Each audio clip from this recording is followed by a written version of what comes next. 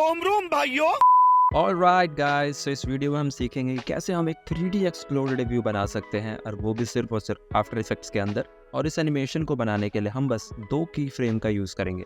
वैसे तो ये ट्यूटोरियल एक इंटरमीडिएट लेवल के लिए है, बट एक बिगिनर भी इसको ईजिली फॉलो कर सकता है, बिकॉज मैं यहाँ पे स्टेप्स को बहुत ही सिंपल रखूँगा। तो स्टार्ट करते हैं by making a new composition. मैंने यहाँ पे साइज़ रखा है 1080 बाई 1080, फ्रेम रेट 124 रखा है। आप 60 FPS रख सकते हो if you want things to be more smooth. और मैं इसको नेम दे देता हूँ like main render comp. That's it. इसके बाद लाइक हमें जिस UI को एनिमेट करना है, मैं उसको इंपोर्ट करूँगा। मैंने अपने UI को फ्री पिक से डाउनलोड किया है, मैं उसका लिंक आपको डिस्क्रिप्शन में दे दूँगा। तो मेरे केस में एक वेक्टर की ओपन फाइल है जिसको आप यूज़ कर सकते हैं, और मैं इसको आफ्टर इफेक्ट में इंपोर्ट कर रहा हूँ। और इसको इंपोर्ट करते वक्त आपको ध्यान रखना है कि आपको इंपोर्ट इसको एज अ कॉम्पोजिशन करना है rather than a footage। तो आपको कंपोजिशन से करेंगे, and I will use that layer size not document size, and I will simply import it, and then I will be opening it. UI में like simple elements हैं, but मैं आपको यहाँ पे एक चीज़ इंपॉर्टेंट चीज़ ज़रूर बताना चाहता हूँ। सो ये है मेरे UI का ओपन फाइल। मैंने यहाँ पे एक वेक्टर ओपन फाइल को यूज़ किया है, बट आप एक फोटोशॉप फाइल या फिर PNG इमेजेस भी यूज़ कर सकते हैं, बट आई वुड सजेस्ट आप इमेजेस को अवॉइड करें। सपोज आपका UI में बहुत सारे एलिमेंट्स आपको एनिमेट करने हैं, then I would not suggest that. So UI बनाते वक्त आपको इस बात का ध्यान रखना है कि आपको जो जो एलिमेंट मूव करने हैं, आपको उसको एक सेपरेट लेयर में रखना है। जस्ट फॉर एग्जांपल, अगर आप मेरे केस में देखो तो जैसे कि मैंने यहाँ पे 5 एलिमेंट्स को मूव आउट किया है।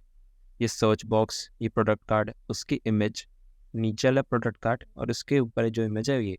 तो उसी तरह से मैंने अपने UI का प्लानिंग करते टाइम ये ध्यान में रखा कि मैं जो जो एलिमेंट्स मुझे मूव करने हैं, मैंने उसको सेपरेट लेयर में रखा है। जैसे कि इमेज 1 और ये प्रोडक्ट का card, and this one as well, small card and this small image 1। तो ये सेपरेट लेयर्स में रखी हैं। एंड सेकेंड बात जो आपको ध्यान रखनी है, एक्चुअली एक टिप है, मैंने चाहता आप फंसो उसमें।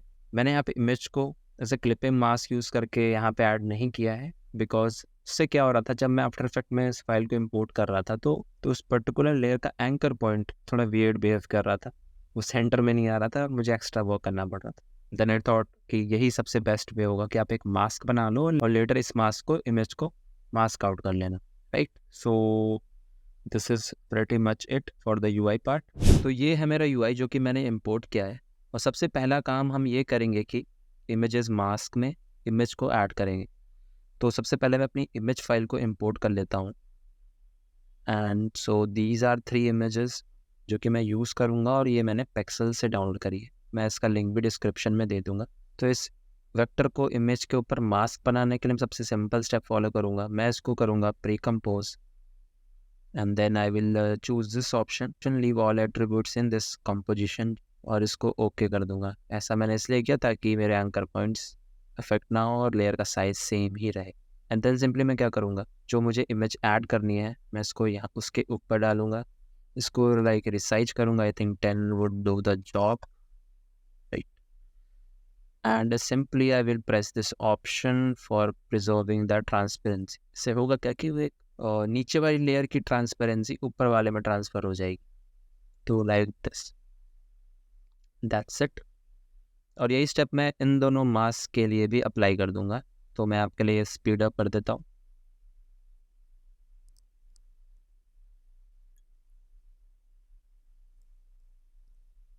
और अब इसमें एक चीज़ और मैं ठीक करूँगा कि मुझे ये वाला जो इमेज है उसको बैकग्राउंड से अटैच रखना है। तो मैं क्या करूँगा, इसको सिंपली बैकग्राउंड के साथ इसको प्री कंपोज कर दूंगा, और ये वाला ऑप्शन सेलेक्टेड ही रहने दूंगा। तो ये मूव हो गया है। And now what I will do कि इस लेयर को सिंपली नीचे ले आऊँगा ताकि चीज़ें थोड़ी बिगड़े ना। ये मेरा UI सेटअप हो चुका है प्रॉपर्ली। जैसा कि मैंने वीडियो के स्टार्ट में आपसे प्रॉमिस किया था कि मैं इस पूरे एनिमेशन को सिर्फ 2 की फ्रेम से बनाऊंगा, और ऐसा करने के लिए मैं एक्सप्रेशन का यूज़ करूँगा। प्लीज़ वीडियो खट मत करना आप लोग, बिकॉज एक्सप्रेशन बहुत ईजी है। अगर आप उसको समझो तो कई लोग सोचते हैं ये कोडिंग है तो भाग जाते हैं देख के से, और आप अगर से जितना भागोगे लाइक आप नई चीज़ें नहीं सीख पाओगे, ठीक है। तो हम सबसे पहले एक न्यू एडजस्टमेंट लेयर ऐड करेंगे, एंड देन मैं इसको एक गाइड लेयर बना दूंगा, and then I will rename it controller layer, right. और इस लेयर का यूज़ करके मैं पूरे एनिमेशन को ड्राइव करूँ। और इसके लिए सबसे पहले मैं इस पर एक इफेक्ट ऐड करूँगा एक्सप्रेशन कंट्रोल के अंदर, स्लाइडर कंट्रोल, और मैं इसको भी रीनेम कर दूंगा ऑफ सेट। ठीक है, तो मैंने सारी चीज़ें अब सेटअप कर दी हैं और अब हम क्या करेंगे, अपने एक्सप्रेशन को ऐड करेंगे। तो जो एक्सप्रेशन हम यूज़ करने वाले हैं वो ये है, एंड बट अभी के लिए हम सिंपली इसे कॉपी करेंगे एंड हम इस लेयर में इसके पोजीशन में ऑल्ट क्लिक करके यहाँ पे पेस्ट कर देंगे। And this is it. अगर मैं अब दिखाऊँ इस एक्सप्रेशन से एक्चुअली हो क्या रहा है, और इसको देखने के लिए मैं यहाँ से एक्टिव से कस्टम व्यू में आ जाऊँगा, और अगर मैं अपने कंट्रोलर को फिर स्लाइडर को अगर मूव करूँ तो आप देख सकते हो ये लेयर पॉप आउट हो रही है। और इसको और अच्छे से इसका इफेक्ट दिखाने के लिए व्हाट आई विल डू कि आई will simply write click on this one, और मैं यहाँ से कॉपी एक्सप्रेशन ओनली का ऑप्शन चूज़ करूँगा, and I will simply select my other layer and I will simply paste that expression by pressing Ctrl+V। और अगर अब आप देखोगे, अगर अब मैं इस कंट्रोलर को मूव करूँगा मेरी सारी लेयर्स मूव होंगी, राइट। और अगर आप यहाँ पे देखो तो मैंने जस्ट यूजिंग स्लाइडर से पूरे को कंट्रोल कर लिया है, and this is the beauty of expression. And no matter आपकी कंपोजिशन कितनी भी सारी लेयर्स हो, कितने भी सारे एलिमेंट्स हो, ये एक्सप्रेशन ऑटोमेटिक इसको एडजस्ट कर लेगा, बट आपको उस एक्सप्रेशन को उसके पोजीशन में कॉपी करना होगा।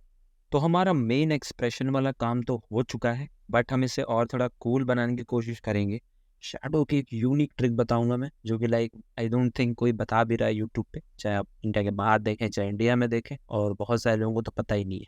तो वीडियो के एंड तक बने रहिएगा मेरे साथ, and now just animate this whole thing. So उसके लिए मैं क्या करूँगा, will simply add a key frame over here, and then will press you by clicking on this layer.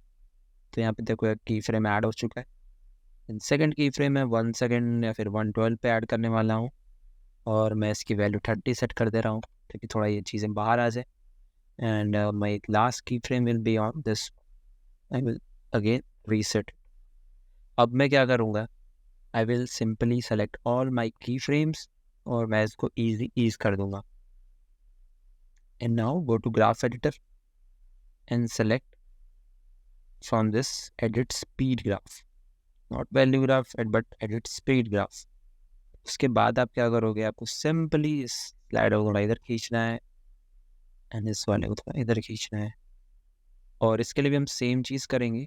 हम ऐसा इसलिए कर रहे हैं ताकि एक स्नैपी सा एनिमेशन हमें मिले।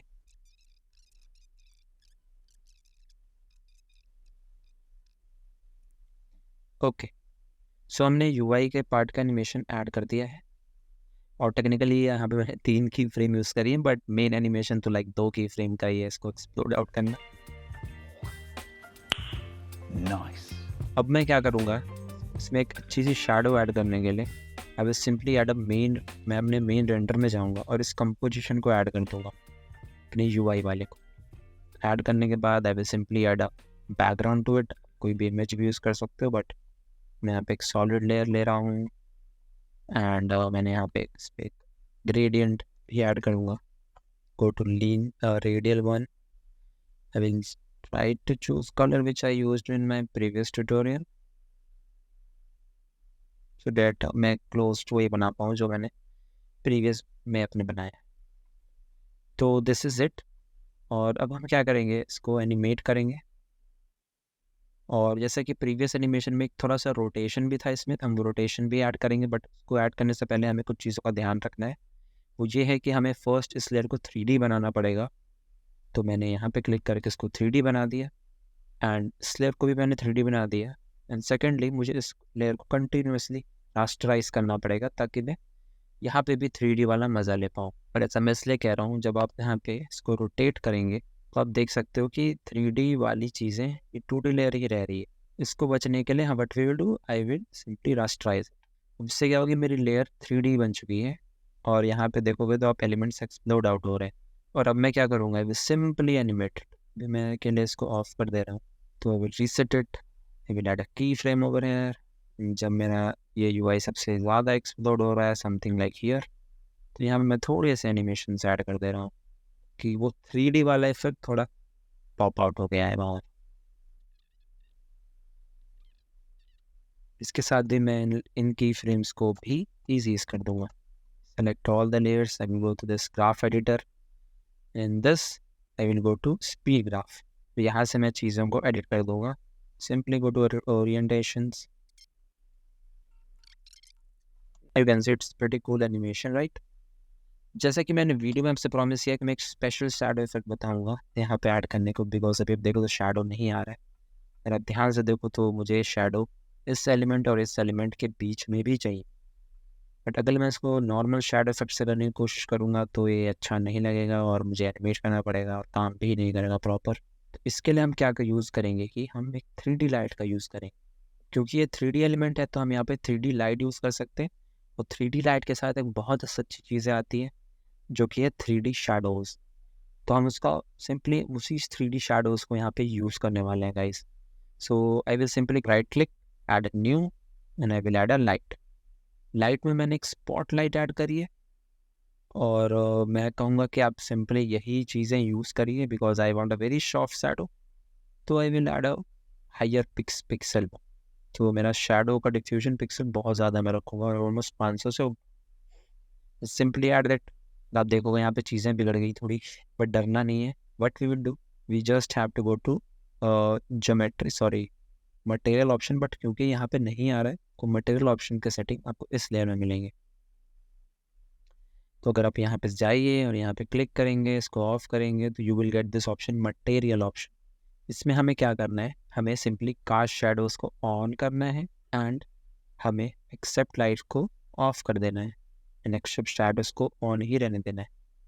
एंड दिस इज सेटिंग, ये सारी लेयर्स के साथ करना है। तो मैं ये चीज़ कर दूंगा जल्दी से आपके लिए।